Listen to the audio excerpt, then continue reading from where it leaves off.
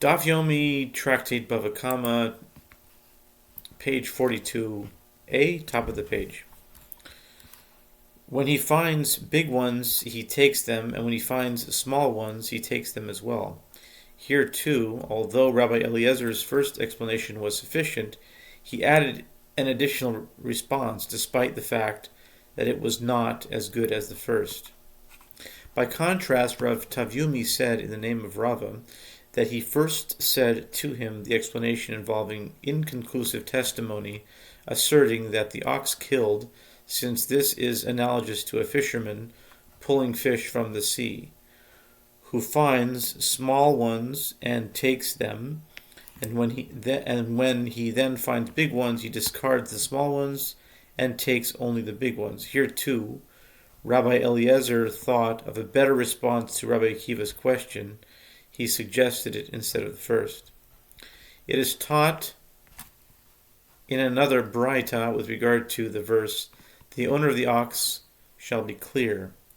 Rabbi Yossi Haglili says it means, he shall be clear from paying compensation for miscarried offspring.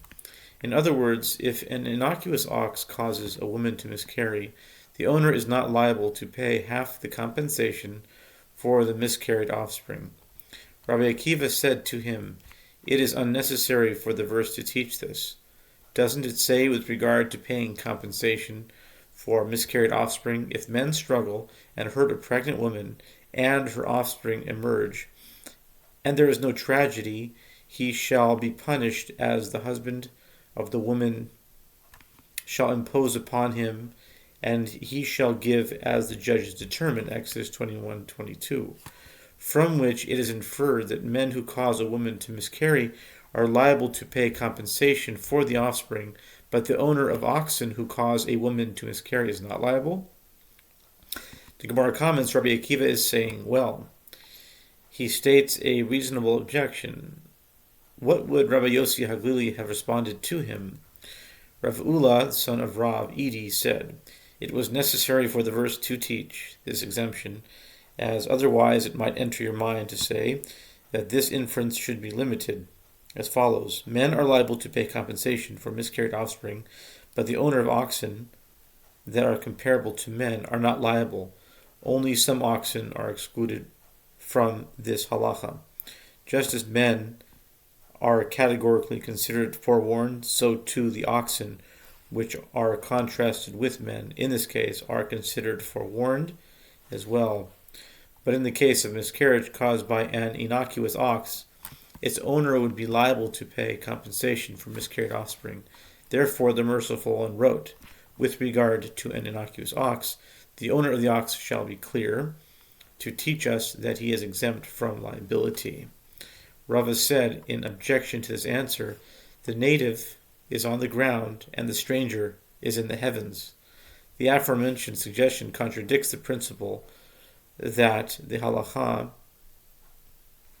of a forewarned ox is more stringent than that of an innocuous ox. Rather, Rava said in a different way, for Rabbi Yossi Haglili to encounter Rabbi Akiva's objection, it was necessary for the verse to teach this exemption, as otherwise it might enter your mind to say that only men are liable to pay for miscarried offspring, but the owner of oxen that are comparable to men is not liable.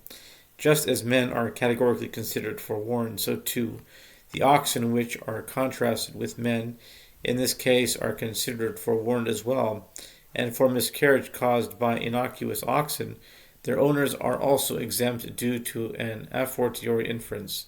The merciful one then wrote that the owner of the innocuous ox shall be clear, indicating that only for an innocuous ox is one exempt from paying compensation for miscarried offspring, but for a forewarned ox the owner is liable. Abaye said to him, if that is so, then with regard to compensation for humiliation, which is derived from the verse, when men struggled together, a man and his brother, and the wife of the one drew near to deliver her husband from the hand of the one who smites him, and extended her hand and grabbed his genitals. Deuteronomy 25:11. Let us say this as well. Only men are liable to pay for humiliation, but the owner of oxen that are comparable to men is not liable. Just as men are categorically considered forewarned, so too the oxen, which are contrasted with men, in this case are considered forewarned as well.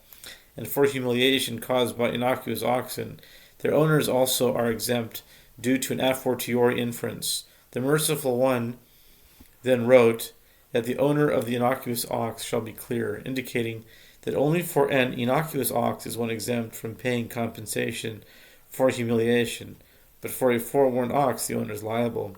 And if you would say that indeed that is the halacha according to Rabbi Yossi Haglili, if so, let the Braita teach that, with regard to the verse, the owner of the ox shall be clear. Rabbi Yossi Haglili says he is exempt both from paying compensation for miscarried offspring and from paying compensation for humiliation.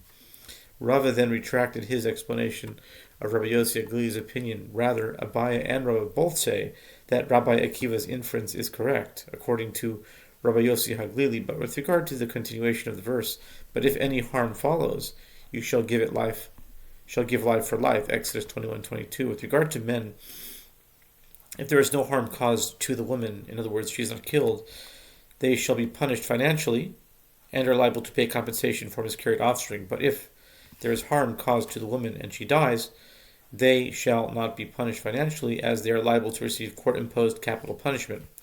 This distinction applies only with regard to men, but not with regard to oxen, as even if there is harm caused to the woman, the owners shall be punished financially.